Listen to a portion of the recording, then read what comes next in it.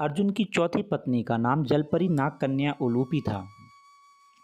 उन्हीं ने अर्जुन को जल में हानि रहित रहने का वरदान दिया था।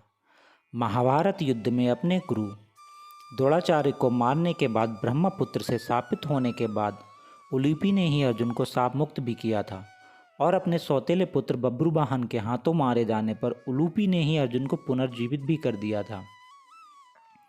माना जाता है कि द्रौपदी जो पांचों पांडवों की पत्नी थीं, एक एक साल के समय अंतराल के लिए हर पांडव के साथ रहती थीं। उस समय किसी दूसरे पांडव को द्रौपदी के आवास में घुसने की अनुमति नहीं थी।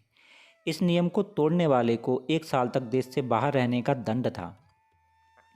अर्जुन और द्रौपदी की 1 वर्ष की अवधि अभी अभी समाप्त हुई थी और द्रौपदी युधिष्ठिर के साथ का 1 वर्ष का समय शुरू हुआ था।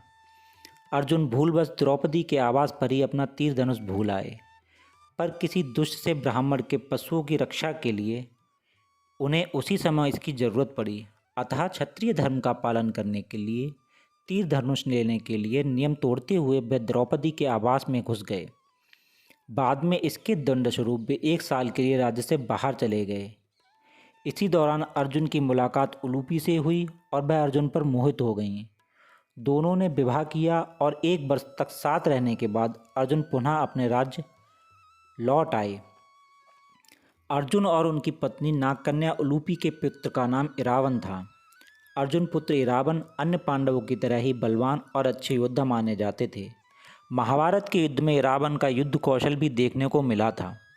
उन्होंने कौरवों की सेना के कई बाहुबलियों को शिकस्त दी थी। पौराणिक मान्यताओं एवं धर्मशास्त्रों के अनुसार कुरुक्षेत्र के युद्ध करते समय कौरवों की सेना जब पांडवों पर भारी पड़ने लगी, तब पांडवों को लगने लगा कि वह युद्ध हार जाएंगे। तब सर्वसम्मति से काली माता को नरबलि चढ़ाने की बात कही गई। सभी ने एक राय तय करके कहा कि यदि किसी राजा के पुत्र की बलि दी जाए तो पांडव यह युद्ध जीत जाएंगे। बलि देने के नाम पर कोई राजकुमार सामने नहीं आया। तब अर्जुन के पुत्र इरावन सामने आए और बलि देने को राजी हो गए। अर्जुन की तरह ही इरावन भी महान धनुर्धर थे। वे बलि देने को राजी तो हो गए, लेकिन उन्होंने एक शर्त रखी कि वह विवाहित मरना चाहते हैं। लेकिन फिर सवाल उठाया गया कि जो राजकुमार कुछ ही क्षणों में मृत्यु के गाल में समा जाएगा, उससे विवाह कौन करेगा।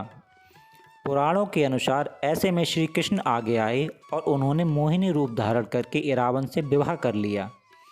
विवाहोपरांत अगले दिन जब काली माता के समक्ष इरावन की बलि दी गई, तब श्री कृष्ण ने मोहिनी रूप में एक विधवा की तरह खूब विलाप किया।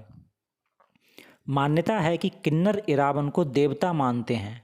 दक्षिण भारत में तमिलनाडु के बेल्लुपुरम जिले में इरावन का मंदिर बना हुआ है। मान्यता के अनुसार किन्नर साल में 1 बार इरावन से विवाह करते हैं। उसके अगले दिन वह मंगलसूत्र और चूड़ियां समेत उतार कर विधवा के रूप में विलाप करते हैं।